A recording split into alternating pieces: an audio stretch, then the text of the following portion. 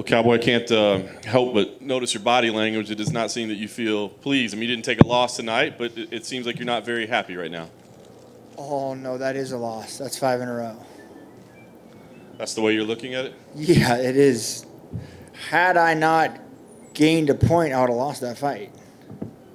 I mean, I can do the math, you know? So, yeah, 2020 is not my year, I don't think. All camp, all week, felt good. Everything felt really good. Like I was hoping Cowboy was going to show up. And then, no. First round, I go in there. And I think I was just wondering how many punches I could actually take until I got knocked out.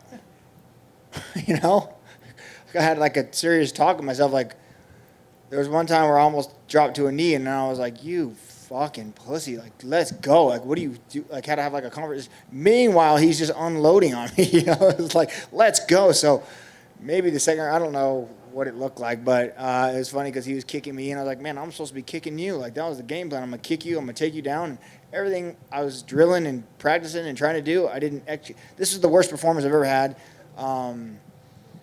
Hands down. I'm very upset with myself. I don't know how else to say it, but I definitely count this as a loss. Like, this is 5 in a row.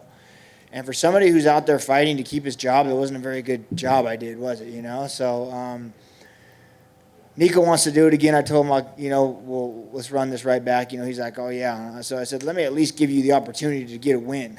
You know what I mean? Like, let me at least give you the fair run, and let me try and show up. And I don't know what the secret is, but I told him, let me have January or February. I'm going to take the rest of the year off. Fuck this 2020, man, I'm going to go snowmobiling. I'm going to play with my little kid. I'm actually going to step back and take some time, have some fun. And I don't know what else to tell you guys other than I did not have fun tonight. I did not enjoy it. And it sucked, man. I got beat. And that's 5 in a row. 5 losses in a row on someone who has accolades that run deeper than you can believe, And it's crazy to me, like the most wins, the most finishes, the most head kicks, the most whatever. And then to go 5 losses, like, man, it's just, I got a lot to work on mentally, and has nothing to do with any of my coaches or my training partner. Like, we did everything right. Everything was good. And then all of a sudden this morning I feel great. And then I get here and it's like, whoa. So I don't know. I wish I had the secret. Well, I mean, you did get poked in the eye. I mean, did that affect you at all? And do you not take any confidence at all that, hey, you did weather a storm and you actually won the final round? I mean, can you take any positives out of that stuff? Other than Jafari, my wrestling coach and head coach, telling me, hey, man, you got 5 minutes. Like, you want to, like, pick it up and pretend like you want to be here? You know what I mean? Like, that was it. Finally, I'm like, all right, let's go. But, yeah, weathering the inner storm, him beating on me, that is totally separate than the inner bitch I had to get out midway through the first round. Like, so that was good. I successfully got that pussy out of there. But other than that, I don't know what to tell you. I mean, obviously, you are a legend. You are a future Hall of Famer. There's no question about it. And I know you keep saying they're going to have to drag me out of here kicking and screaming, but I can't help but hear the way you're speaking right now. I mean, are you considering? No. No. Don't stretch that by any means. I just need to figure out something that I'm doing wrong, whether it be, I don't know where it is along the line, but I need to figure out what's causing me to be. Let's just rewind it to last fight with Pettis. I felt great. That was like the best I've ever felt coming out rock and rolling. The fight before that with Connor, dude, on the biggest lights and the biggest stage, the biggest chance of my entire life. I didn't want to be there at all. Like, you couldn't. I did not want to be in that cage. He came and I was just like, looked for a way out. There it was. Bam, take it. And that, dude, that's not me. That's not who I am. But there's no way I'm looking or talking of retirement. I'm just taking a few months off to fucking regroup and figure some shit out. That's all. Last thing for me, and on a much lighter note, a clean-shaven Cowboy tonight. What happened there? I don't know. The beard was looking a little scruffy, so I just whacked it all off.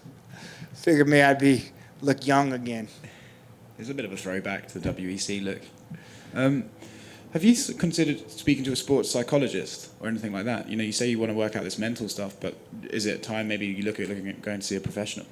I should, and I used to talk to one back in the day, and Brian Kane's his name, and I probably will ring him up, and I got to do something. Like I said, I'm going to fight Nico again. I told him whenever he's ready, let me know when you want to heal up. Try and do January or February. If he calls me in December, I'm sure I'll be like, yeah, fuck it, let's go. So we're going to run it back again, and I am going to do everything I can in my power to come prepared. And I'll be fighting for my job, literally. You know what I'm saying? Like, literally, I'll be fighting for my job. So hopefully that lights the fire under my ass that I need. In a sort of a silver lining, though, you mentioned like the Conor fight. There have been times where someone's come at you fast and you have gone down in a minute and stuff. You didn't do that tonight. In fact, I was watching it. I thought that was the most punishment you've taken in a fight and come back and still fought on.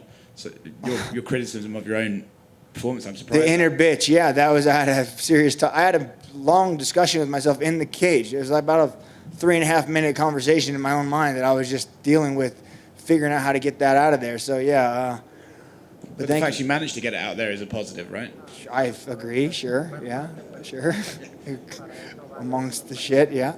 There's a clip going around of Nico talking to you backstage saying that he wants to be you and like he, considers you a legend and stuff like that.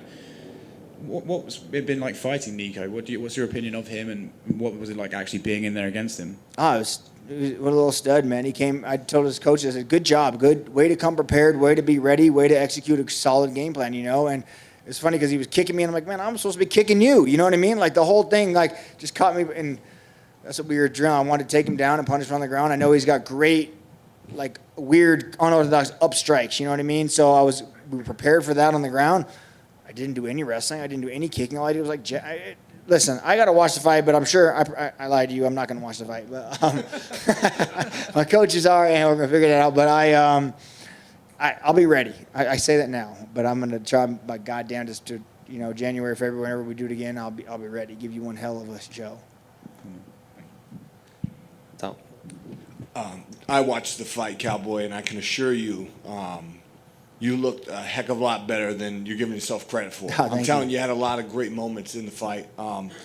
And also, man, this kid came out. I mean, he's a tough kid. He's really good. He's got a lot of good wins. He came out swinging hammers, man. Right. And I guess that's about the time you started having that 3-minute-long conversation with yourself. I mean, where does it come from, man? You're something special.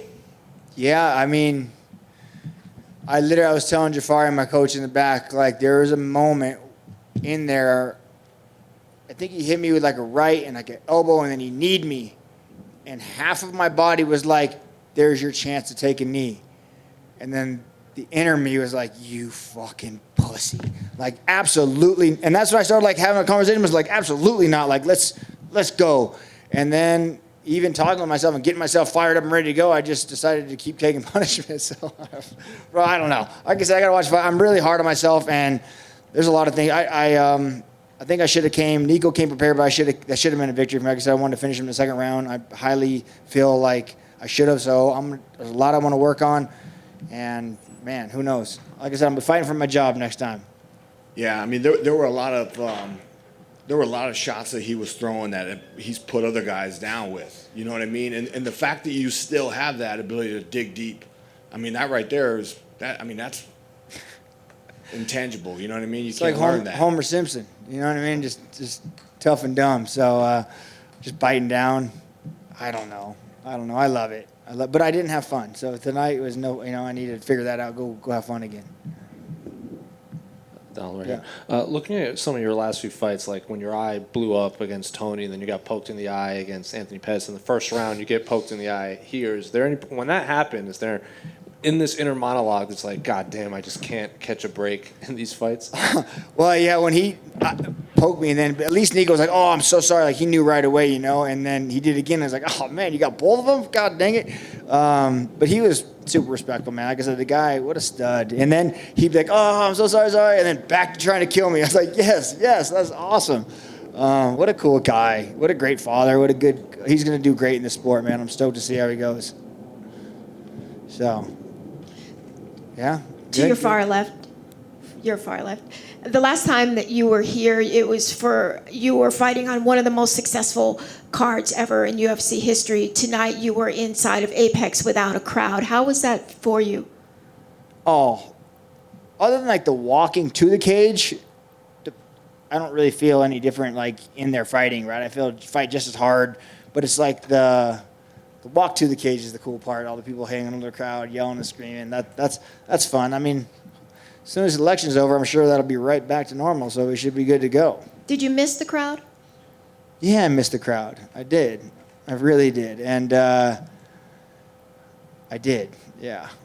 But